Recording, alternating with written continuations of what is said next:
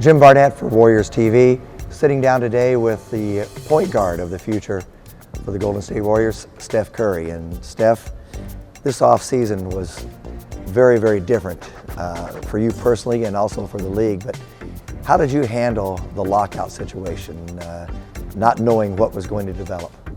It was tough. You know, you like to have a schedule, for preparation of trying to get back on ready for training camp and all that. But first off, I was trying to get healthy.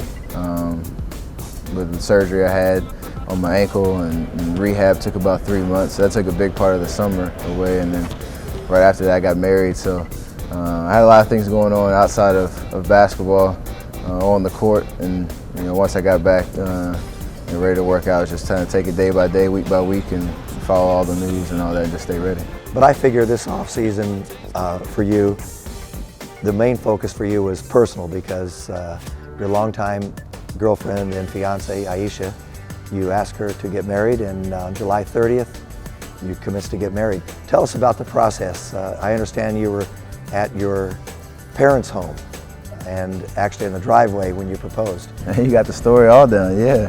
That was the old proposal.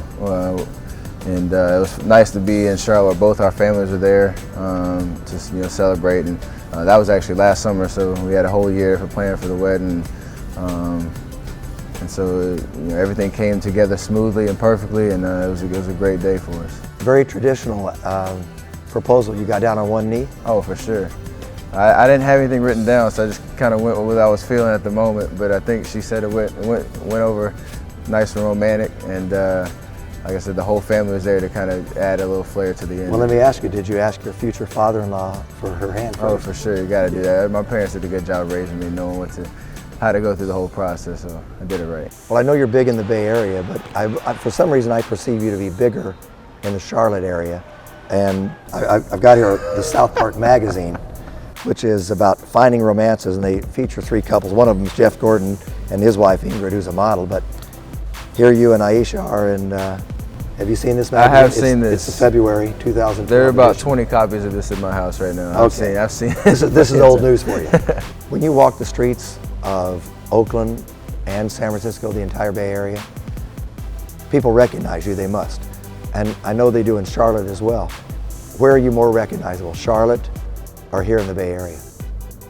It's pretty much even, actually. I think it's not too overwhelming when we go out, and I'm a guy that likes to talk to the fans, and I don't really get too high about that. So it's just whenever I'm out, saying hi, and when people come up and appreciate what we do on the floor, and being supportive of what we do as basketball players, I appreciate that. So, but it's about the same when you go from Charlotte to the Bay Area. When you get to Davidson, though, it's a little different. I'd say it's such a small town, and we had such a great story there. Davidson College, that's probably the highlight of it. You went back to school to work on your sociology degree at Davidson. Yes. Speaking of Davidson, how are your studies going there?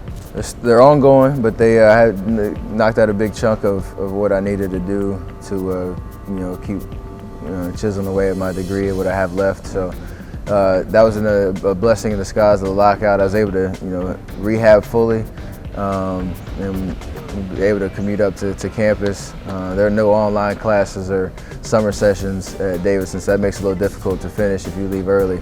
And so this is a nice way to keep working at that. Still have a little ways to go, but I was able to go back and see some familiar faces and take some classes. You're really growing up here. It's your 3rd year in the NBA and getting married. Now you're a husband.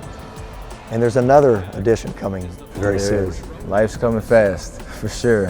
You're ready for that? Ready for it. Got a baby coming next summer in July, so we're excited. I can't wait. I'm so excited, nervous, anxious, all different emotions. But it's gonna be a great addition to our new family, and I can't wait. Everybody talks about your dad. He played 16 years in the league, and your mom, Sonia.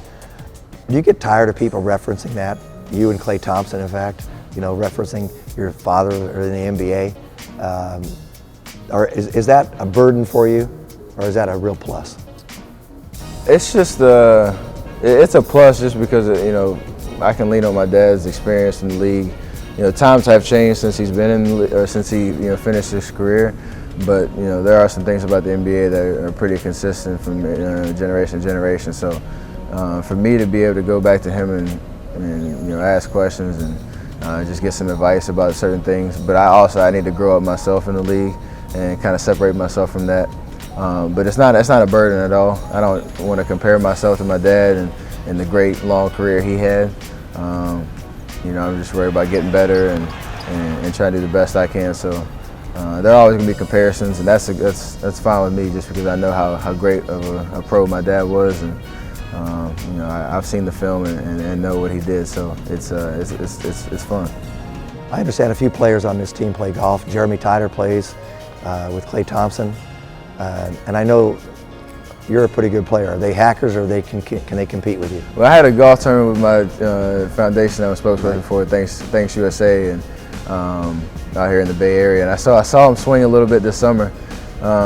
I'm still the best on the team, but I think they're pretty good. And I look forward to maybe this summer getting out there and playing with them a lot. We don't get to play during the year, but you know, get some other golfers on the team, that'd be good.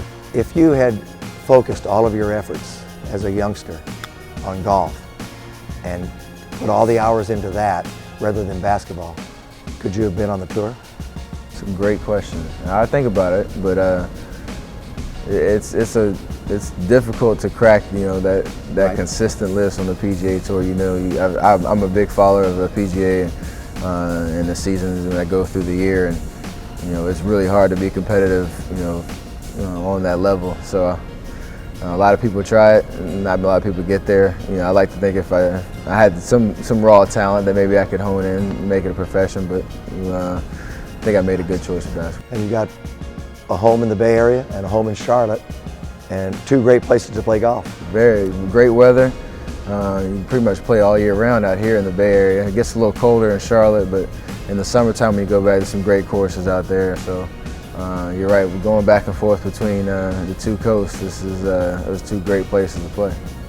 You're going to be busy babysitting too, though. Yeah, I have to put the sticks away for a little bit. Thanks for visiting with us today and sitting down and sharing some of your personal life. I appreciate it, JB.